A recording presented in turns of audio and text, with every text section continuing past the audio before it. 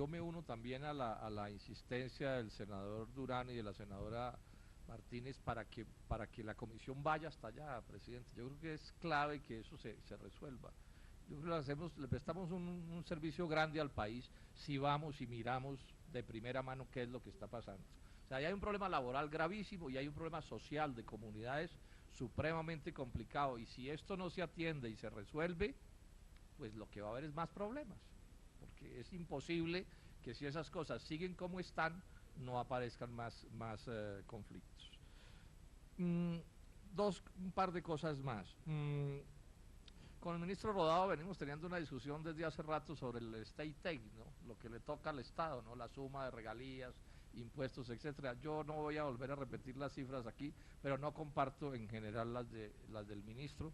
Yo me apoyo en esto, probablemente el más serio investigador que tenga en este momento Colombia, independiente en estos asuntos laborales, que es el doctor Oscar Vanegas, profesor muy importante de la UIS, de la Universidad Industrial de Santander, y que da detalles y detalles sobre cómo es que se reparte la renta petrolera y definitivamente no coincide con lo que dice el gobierno.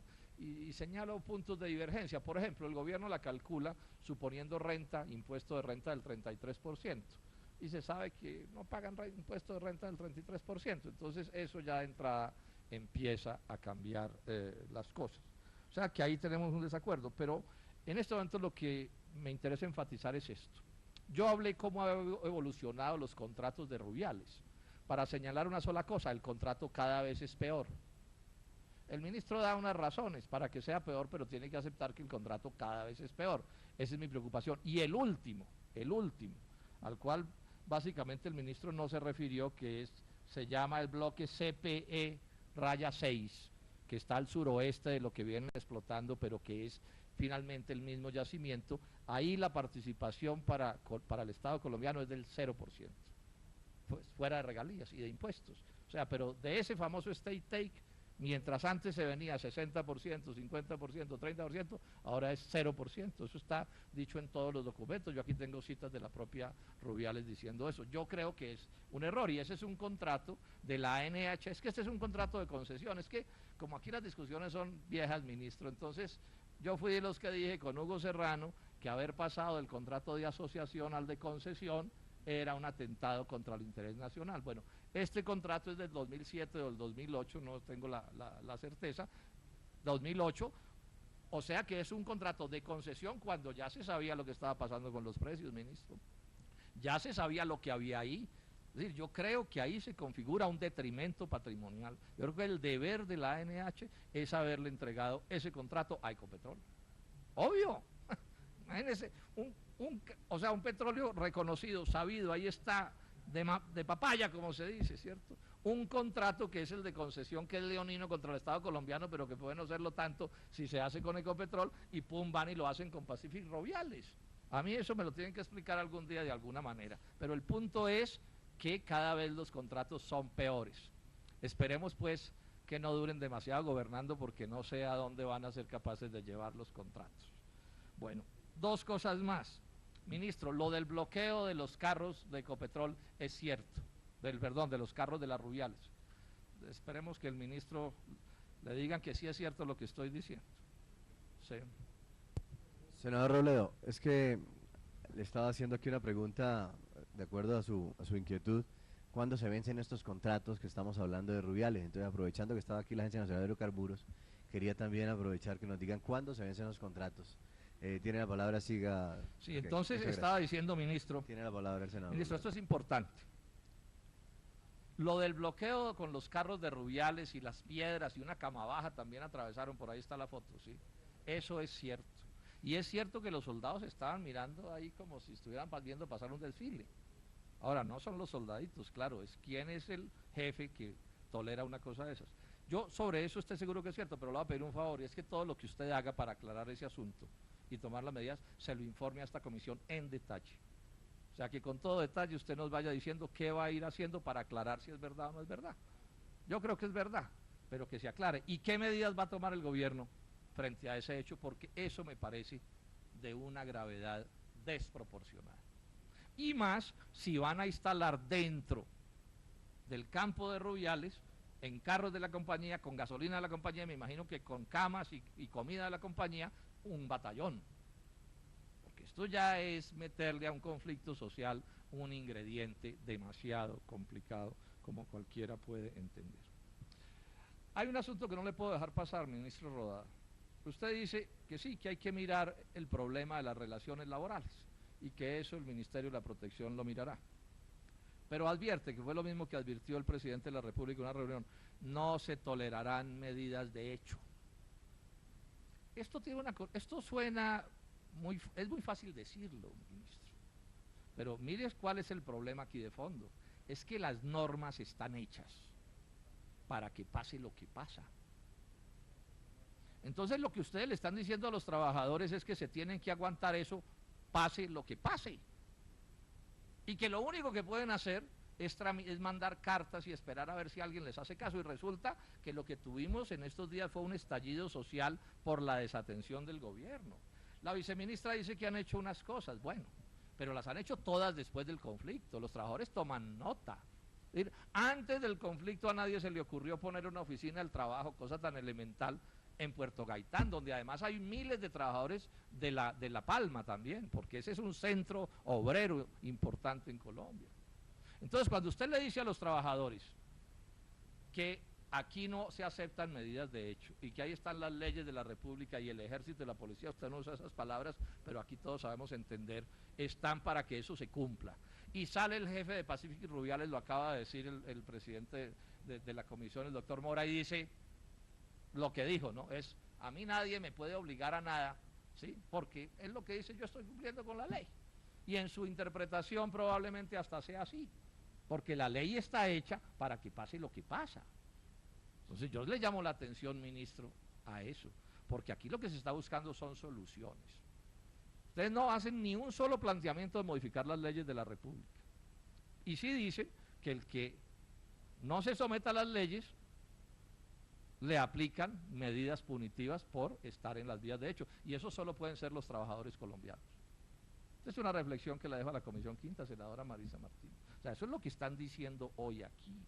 Esto me parece absolutamente equivocado y absolutamente inaceptable, ministro. No intenten sostener lo que tienen ahí sin darle soluciones de fondo y pretender que no pase nada. Y meter un batallón ahí me parece el colmo de la desproporción. Yo espero que en Canadá y en Estados Unidos conozcan esto que está pasando. Porque ayer también lo mencionamos, todos en el Quimbo, donde hay otro conflicto social en torno a una hidroeléctrica, usted lo sabe, también le metieron un batallón. Y yo pregunto, ¿y cuánto vale el batallón? ¿Y quién paga el batallón? ¿Sí alcanza las regalías para pagar el batallón?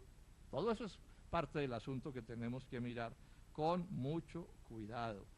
Con mucho cuidado, porque pienso que se están equivocando en materia gravísima. Yo termino pues mi debate haciéndole nuevamente un llamado al gobierno nacional, a Ecopetrol, a la propia Pacífico y Rubiales, a todas las transnacionales. O sea, no estamos en la colonia, pero aun cuando lo estuviéramos, esos tratamientos son absolutamente inaceptables. Y lo que está allí es inaceptable. Es inaceptable la ley, ministro, ojo, son inaceptables las normas que permiten eso. Y son inaceptables, por supuesto, las violaciones a las normas. Y un gobierno que nunca aparece, ¿cierto? O cuando aparece, aparece ya a la última hora y además aparece es con el ejército y la policía. Es lamentable que para los trabajadores colombianos el Estado colombiano sea un policía, un soldado. Porque eso en la práctica se empieza a volver así, como para los campesinos de la coca, ¿no? El Estado colombiano es una avioneta que los fumiga como cucarachas. Eso no puede ser así. Pienso que está bien mal. Y por último, se me pasaba, ministro. Saludo que usted reconozca que si hay evasión en las cuentas de las transnacionales. Eso es bien importante en este debate. Que el gobierno nacional reconozca que hay evasión. ¿Sí? Y eso es importante. Ahora, ¿qué vamos a hacer con la evasión? Bueno, nosotros aquí en esta comisión llevamos años diciendo que eso es inaceptable. La Contraloría lo dice de una manera más amable, lo que dice es aquí nadie vigila esta cosa. O sea, les creemos por fe.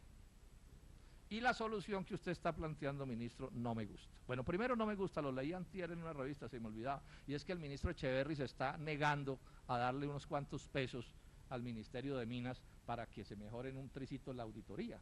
Eso me parece el colmo. El ministro de Hacienda no vigila si al Estado le entra o no le entra la plata, y se ponen, como se dice coloquialmente, a barequear unos centavos para que no se haga la auditoría. Eso me parece inconcebible.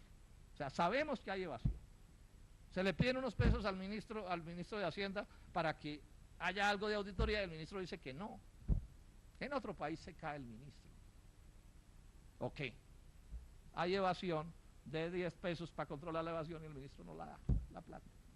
Pero además la solución que están proponiendo el ministro yo creo que tampoco es aceptable. ¿Cómo así que eso se va a subcontratar? Y estoy seguro que al final es una transnacional. Entonces poner a los ratones a cuidar el queso. Gobiernos dignos y timoratos, decía Pombo, donde haya queso no mandéis gatos. Gobiernos dignos y timoratos. Y son más bien del lado de los timoratos, ¿sí? Entonces esto no tiene sentido. Si algo ha demostrado toda esa genialidad transnacional en el mundo de la auditoría, es que trabajan en llave con los que están vigilando.